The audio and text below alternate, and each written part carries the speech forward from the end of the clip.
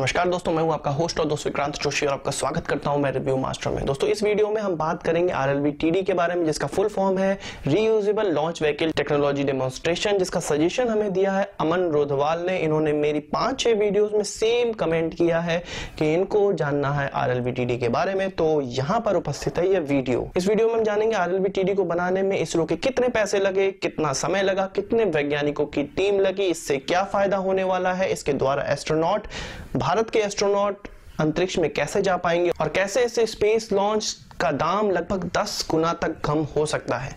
तो चलिए जान लेते हैं। दोस्तों वीडियो की शुरुआत करने से पहले मैं आपको बता देना चाहता हूँ, यदि आप पहली बार मेरे चैनल पे आए हैं तो आप सब्सक्राइबर बटन को क्लिक कर दीजिए और बेल आइकन को भी जरूर क्लिक कर दीजिए ताकि फ्यूचर की जो भी वीडियो मैं अपलोड करूँ उसका आपको तुरंत नोटिफिकेशन आए। और डिस्क्रिप्शन में मैंने कुछ लिंक दिए हुए हैं, उसमें मेरी पर्सनल फेसबुक प्रोफाइल है और इंस्टाग्राम प्रोफाइल है। आप चाहे तो मुझे फेसबुक पे फ्रेंड रिक्वेस्ट भेज सकते हैं या इंस्टाग्राम पे फॉलो भी कर सकते हैं, और भी ऐसे लिंक है जो आपके काम आ सकते हैं। दोस्तों सबसे पहले जान लेते हैं कि RLV-TD का मतलब क्या होता है। जैसे कि इसका फुल फॉर्म है reusable launch vehicle technology demonstration. जहां पर टेक्नोलॉजी डेमोन्स्ट्रेशन शब्द आ जाता है वो आप समझ लीजिए कि किसी बड़े टेक्नोलॉजी का एक छोटा रूप होता है जिसका डेमोन्स्ट्रेशन किया जाता है कि ये टेक्नोलॉजी हमारे पास आ गई है या इस टेक्नोलॉजी का फर्दर हम इस्तेमाल कर सकते हैं। जैसा कि आपको पता है नासा और European space agencies reusable launch vehicle का इस्तेमाल करती थी, आज तक करती आ रही हैं, और जिससे उनका खर्च बहुत कम हो जाता है। कुछ इसी तर्ज पर इसरो ने भी परीक्षण किया इस टेक्नोलॉजी का 23 मई 2016 में, और इसका सफल परीक्षण उन्होंने कर लिया है। यह टेक्नोलॉजी ऐसी है कि कोई भी देश किसी दूसरे देश को आसानी से नहीं दे देता है, इसलिए इसरो ने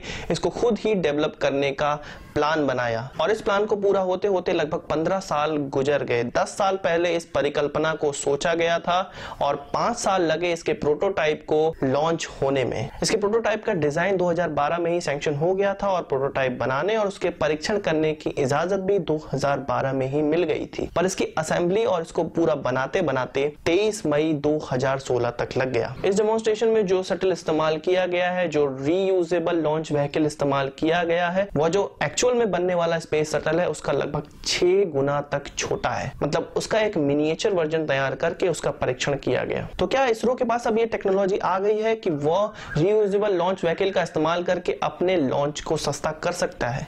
जी नहीं, अभी इसमें 15 साल और लगने वाले हैं। रीयूजेबल लॉन्च व्हीकल का प्योरली कॉमर्शियल तौर पे इस्तेमाल करने में अभी 15 साल और बाकी हैं, और इसके पूरे डेवलपमेंट को 4 भागों में बांटा गया है, जिसमें कि पहला भाग अभी कंप्लीट किया गया है जिसका नाम है हाइपरसोनिक फ्लाइट एक्सपेरिमेंट। यानी कि इस डेमोन्स्ट्रेशन में केवल और केवल शटल को हाइपरसोनिक स्पीड पर ले जाया गया और दोबारा उसको पृथ्वी पे वापस उतारा गया। इस डेमोन्स्ट्रेशन में एक रॉकेट का इस्तेमाल किया गया जो कि 56 किलोमीटर अर्थ की ऊंचाई तक इस स्पेस शटल को ले गया। उसके बाद यह स्पेस शटल खुद की ऊर्जा से 65 किलोमीटर अर्थ की हाइट तक गया और उसके बाद वापस लौट आया और बे ऑफ बंगाल में समुद्र में अच्छे से उतार लिया गया। हालांकि इसका दोबारा यूज नहीं किया जा सकता है, यह वहीं पर खत्म हो गया, पर केवल और केवल इस एक्सपेरिमेंट का एकमात्र लक्ष्य यह था कि हम हाइपरसोनिक स्पीड प्राप्त कर सकते हैं कि नहीं कर सकते हैं। रॉकेट के साथ डेमोन्स्ट्रेशन करने वाले स्पेस शटल का कुल वजन था 12 टन और केवल स्पेस शटल का वजन था 1.5 टन।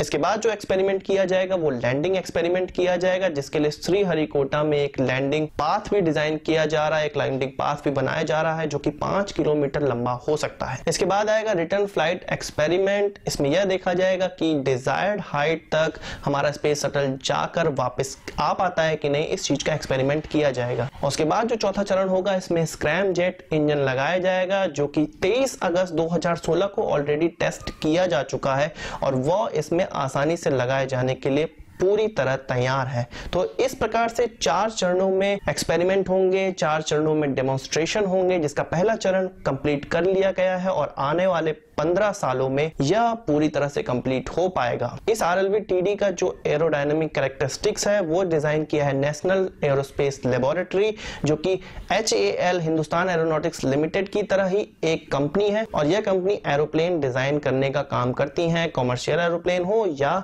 चार्टर एरोप्लेन हो या किसी स्पेशल पर्पस के लिए एयरक्राफ्ट डिजाइन किया जा रहा हो। इस लॉन्च को देखते हुए बहुत से मीडिया वालों ने, बहुत से देश ने यह कहा कि अमेरिका तो इस टेक्नोलॉजी को ऑलरेडी एब्सोल्यूट कर चुका है, यानी कि वो रीयूजेबल स्पेस शटल का अब इस्तेमाल नहीं करता है, वो तो अपने प्राइवेट पार्टनर्स के साथ अब लॉन्च करता है। तो भारत इस क्षेत्र में अब क्यों जा रहा है? और इस पर भारत का जवाब यह है, हमारा जवाब यह है, ऐसी कोई चीज जिसको अमेरिका छोड़ दे वो जरूरी नहीं है कि खराब है। एक्चुअल में अमेरिका के पास जो स्पेस शटल था वो काफी पुराना था और जब भी उसको रीलॉन्च करना पड़ता था उसका काफी खर्च हो जाता था, जिसमें कि वो एक नया स्पेस शटल डिजाइन कर सकता था। और नासा के इतने ज्यादा खर्च होते हैं कि उनके स्पेस शटल महंगे हो जाते हैं, इसलिए उसने अपने प्राइवेट पार्टनर्स से बात की जैसे स्पेस एक्स, और वो उनके लॉन्च को अब देखती है। पर भारत के साथ यह बिल्कुल उलट है। इसरो हमारी इतनी सस्ती है कि विश्व की कोई भी दूसरी एजेंसी उसका मुकाबला नहीं कर सकती है दाम कम रखने के मामले में। इसलिए यहाँ पर कहना कि अमेरिका ने उसको छोड़ दिया तो हमने इस्तेमाल क्यों करना स्टार्ट किया है, एक्चुअल में हम उससे अच्छा एयरक्राफ्ट डेवलप कर रहे हैं और आने वाले समय में इस टेक्नोलॉजी से जितने भी सैटेलाइट लॉन्च है उनका दाम लगभग 10 गुने तक कम हो सकता है। एक्चुअल में जितने भी सैटेलाइट लॉन्च हम आज तक करते आ रहे हैं या करते हैं उसमें जितनी भी चीजें लगती हैं उसमें 85% चीज का इस्तेमाल हम दोबारा नहीं कर पाते हैं। पर इस शटल के बन जाने के बाद हम उस 85 से 90% चीजों का इस्तेमाल पुनः कर पाएंगे और केवल 10 से 12% चीजों का दाम हमें एक्स्ट्रा लगेगा। तो हमारे सैटेलाइट लॉन्च काफी सस्ती हो जाएंगी। दूसरी बात, यदि हमारे पास स्पेस शटल नहीं होगा तो हम एस्ट्रोनॉट अंतरिक्ष में कैसे भेज सकते हैं? जो भारत सोच रहा है कि 12, 15 या 20 साल बाद वो एस्ट्रोनॉट स्पेस में भेजेगा, वो पॉसिबल नहीं हो सकता है। तो यह कहना कि स्पेस शटल की भारत को जरूरत नहीं है, यह बिल्कुल बेकार है और हमें बहुत ज्यादा स्पेस शटल की जरूरत है। 15 साल इसको बनने में लग गए हैं और बाकी 15 साल और बचे हैं, तो हमें 2030 तक यह पूरी तरह बनके तैयार होकर मिल जाएगा और शायद हम कोई ना कोई लॉन्च देख भी लें। तो आज की इस वीडियो के लिए बस इतना ही। आशा करता हूं कोई वीडियो पसंद आया होगा और आप इसको एक बड़ा थम्स अप जरूर देंगे। इस वीडियो संबंधित कोई सवाल या सुझाव हो या कोई चीज छूट गई हो तो उसको कमेंट बॉक्स में जरूर पूछ लीजिएगा, मैं उसका जवाब जरूर दे दूंगा। और यदि आपने हमारा चैनल अभी तक सब्सक्राइब नहीं किया है तो उसे भी कर लीजिए, क्योंकि हम इस प्रकार की वीडियोस लाते रहते हैं। नमस्कार, थैंक यू।